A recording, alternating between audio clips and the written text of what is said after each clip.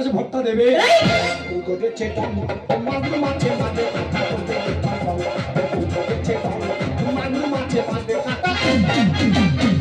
এখন আমি বুঝতে পারছি টিকিটটা আমাকে না দিয়ে ওকে কেন দিয়েছো? কেন টিকিটটা তোর দিলে ভালো হতো। অবশ্যই। আর কি বলিস শোন, তুই এত না তো নাচিস তো, ভোটটা হয়ে যা তখন বুঝবি এই জনগণ সব কার পাশে আছে। তার লাগেনি পাল্লাই পড়ে ওকে বুঝলি না। আর এই সন্ধ্যা কি আর রাস্তাঘাটে থাকবি পড়ে, কাকে তোরে ছবে না।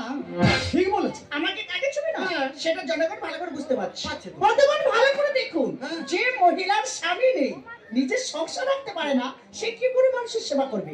তাই বলছি ভোটটা খুব মূল্যবান জিনিস। ভোটটা দেওয়ার আগে একটু চিন্তা ভাবনা করে দেবেন।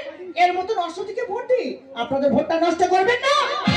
কি আছে আমি অসতী? হ্যাঁ। আর তুই সতী? হ্যাঁ। এই তুই কি প্রমাণ চাই বল? প্রমাণ দে। এখানে 50 কেজি কাঠ নিয়ে আয়। আনলাম। ওই কাঠে আগুন জ্বালিয়ে দে। দিলাম। দে ওই আগুনে আমার বইছে দে। বসালাম। আমার সব শরীর পুড়ে একবার করে ফসকা পড়বে, গায়ে তো বই এক ফোঁটা আগুন লাগবে না।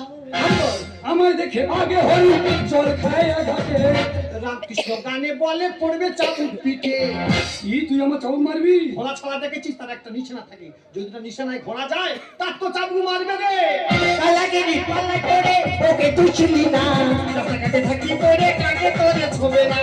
আমায় দেখে আগে হরি জল খায় ঘাটে। গানে বলে পড়বে চাবুক পিঠে।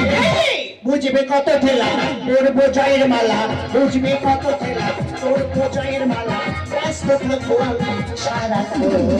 কি বলছো কি? ঠিক বলেছি।